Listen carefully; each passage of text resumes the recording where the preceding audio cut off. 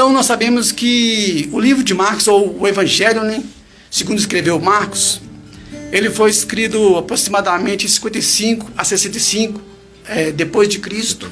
Não é isso? E é um livro que tem uma estrutura magnífica, o autor tem um objetivo, né, de enaltecer as obras de Cristo, as obras, os milagres de Cristo. Também fala também ali sobre a chamada dos discípulos, né?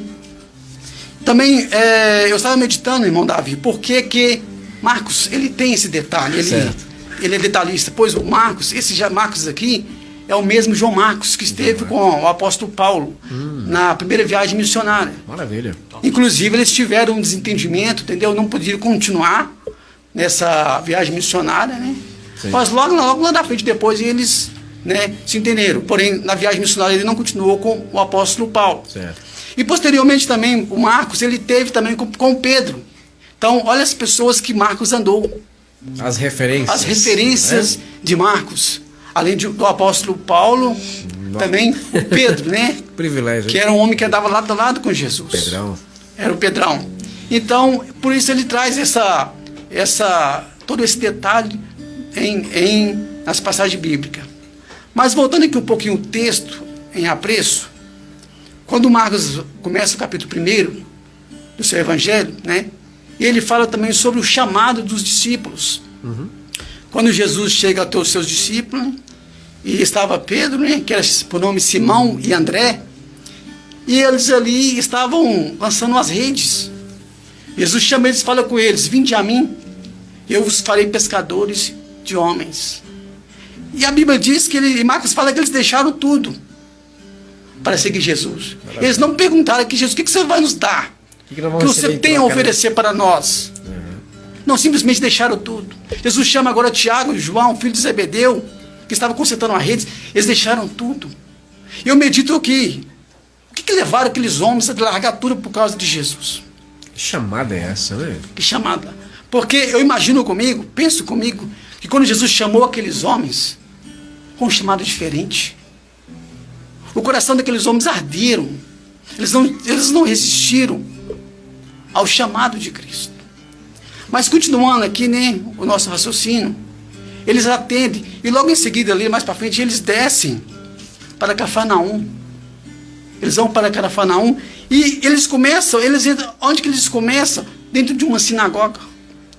Jesus entra em uma sinagoga e ali, o que acontece? Havia muitos religiosos na sinagoga. Havia muitos, né, que seguiam as tradições de homens. Porém, Jesus chega agora, o que acontece?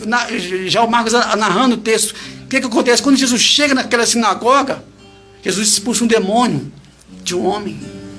Jesus repreende aquele demônio daquele homem, e eles começam agora a se admirar agora. Eles falam assim: mas que doutrina é essa? É diferente. O homem agora dá ordem e os demônios vão embora. Eles ficam surpresos, porque agora Jesus, ele entra.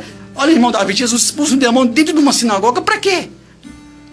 Primeira coisa, para quebrar os paradigmas de uma religião. Não era só uma mensagem de palavras, né? Mas tinha obras. Justamente. Porque muitas vezes tem muitas pessoas que estão presas a religiões, a paradigmas, viu? Mas Jesus é mais que uma religião, né? Jesus, ele é o caminho, a verdade e a vida. Jesus, ele é poderoso. Não existe atalho, não existe outro. Ele diz: eu sou o caminho. Então, para você que está nos ouvindo aqui nesta tarde, sabe de uma coisa? Jesus é o caminho.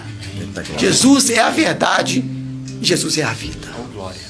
Então, continuando aqui, eles descem agora em Cafarnaum e vão para a casa de Pedro.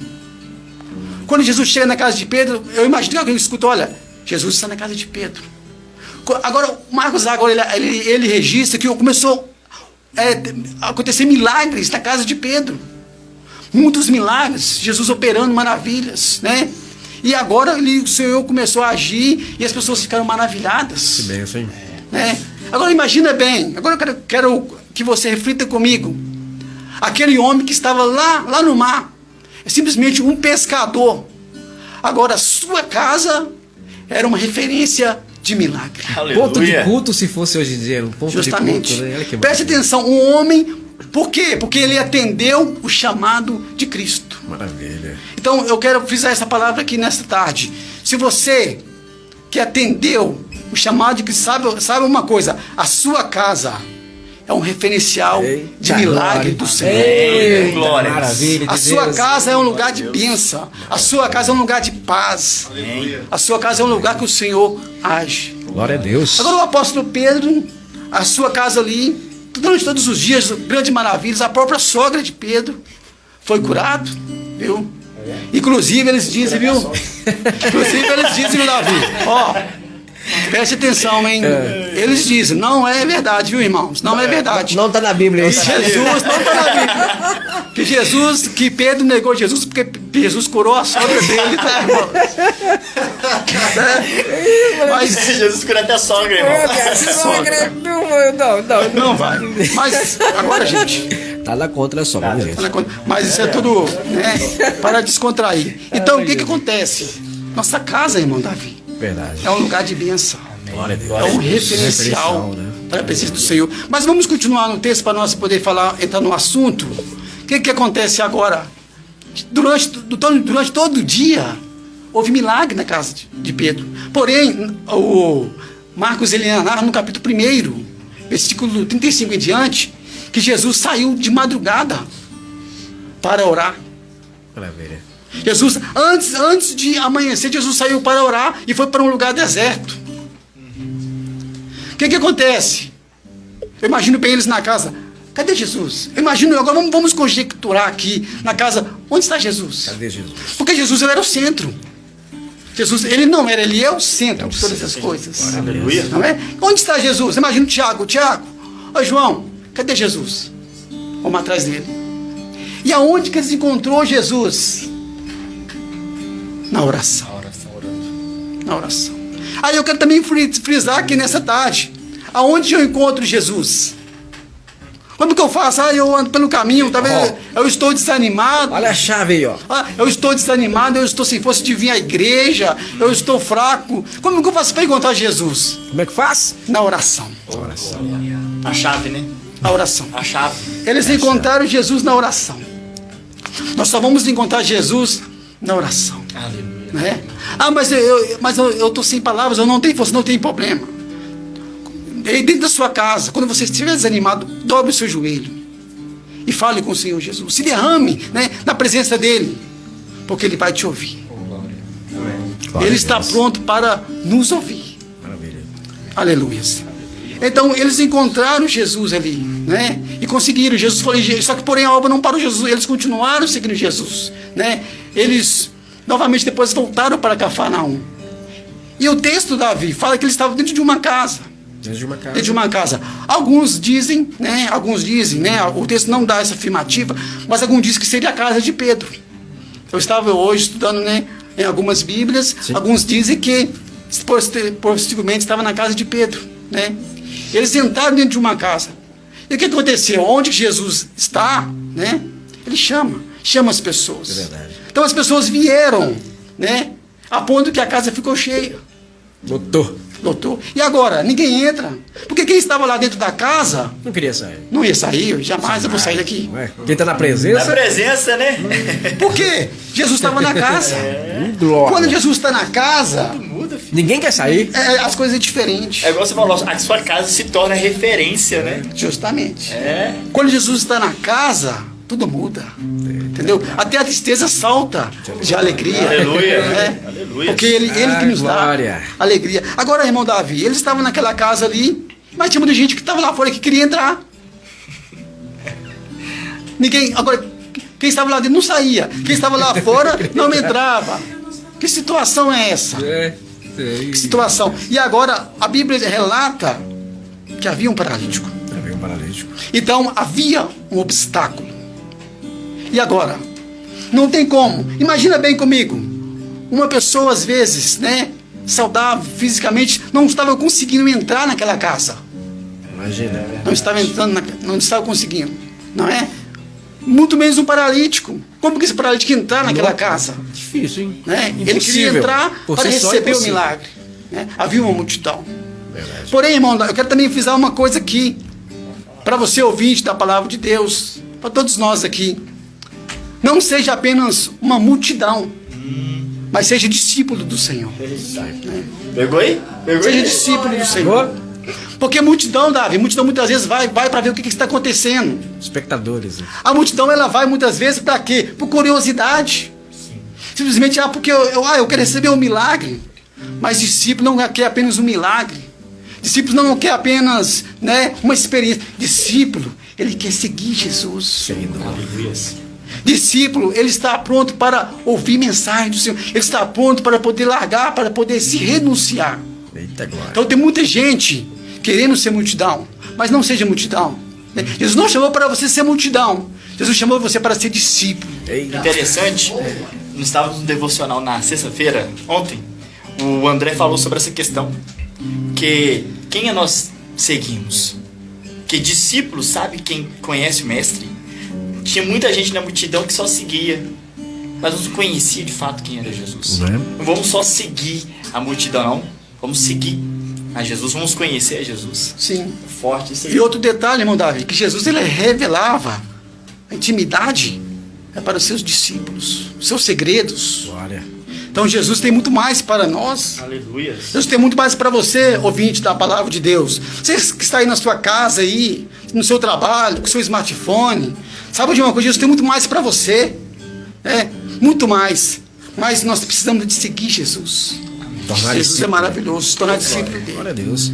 Mas continuando aqui o texto, aquele homem, ele não tinha condição de entrar naquela casa, por si só. Mas ele encontrou 4 amigos. 4 amigos. Que fizeram toda a diferença na vida daquele homem. Eu quero frisar aqui dentro desse milagre sobre a atitude desses homens. Sobre que coisa linda.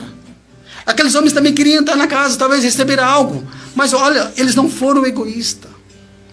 Imagina bem, você levar um paralítico. Não tinha como entrar naquela casa. Tá? A Bíblia não menciona o nome daqueles homens. Interessante. Mas eu imagino a virtude daqueles homens. Por quê? Pegar um paralítico. O que eles fizeram? Você que não conhece o texto ainda, ou você que não acompanhou. Eles abriram no telhado. Arrancaram o telhado. Eles arrancaram o telhado. Ou seja, não tem como entrar pela porta. Poderia dizer assim, eu poderia chegar perto do paralítico e dizer, olha paralítico, volta para sua casa. Tá, não tem jeito mais. Volta para sua casa. Não tem como você... Impossível. Não tem como você entrar. Olha, é impossível entrar. Eu imagino que um olha para o outro e fala assim, não, tem jeito sim. Tem jeito. Imagina se eles tivessem desistido daquele primeiro obstáculo. Mas eles não desistiram. Estamos precisando desses 4 amigos aí, hein? Sim. Amigo de verdade, né, o Marcelo? Sim. Eu quero destacar, irmão Davi, a atitude desses homens. Eles abriram um buraco no telhado para levar aquele homem até Cristo. Para que aquele homem recebesse a cura. Que ele tanto sonhava, tanto queria. Então eu quero qualificar aqui sobre também as características desses amigos. Então, primeira característica de um amigo, né? Um amigo de verdade, ele não está com você, Davi, pelo que você tem, mas pelo que você é. Maravilha. É forte. Um amigo de verdade, ele não está preocupado com o que você deixou de ter, não, mas ele está com você porque ele gosta de você, ele quer o seu bem. E aqueles homens, eu não sei se a Bíblia dá o relato, mas não sei se aquele paralítico tinha algo para oferecer para aqueles homens. Mas o que eles queriam era levar aquele homem até Jesus. Então aqueles 4 homens. E outra coisa, irmão Davi, imagina a dificuldade deles. Imagina. Imagina a dificuldade de levar aquele homem até Cristo, subir, né? Eles tiveram que improvisar, seja por uma escada, não sei como. Eles tiveram que subir até o telhado. Carregou ele. Imagina carregar um homem. Literalmente nas costas, Nas né? costas. Justamente. Eles tiveram que pegar aquele homem, né? Abrir e descer com aquele homem ali pelo telhado. Que atitude linda. E ainda teve que olhar onde é que Jesus estava, né? Porque imagina que a casa não era uma casa pequena. Então tinha que subir no telhado e ir destampando. Opa, aqui tá ele. Justamente. Que glória. Então, eu quero frisar aqui, para você que tem um amigo, né, que preocupa com você, né, que leva você a ter Cristo, né, que está pronto para te ajudar, que você venha valorizar esse amigo. É verdade. Né? E a Bíblia fala que, né, em todo tempo, ame um amigo. E na angústia nasce um irmão. Verdade. Aleluia. Né?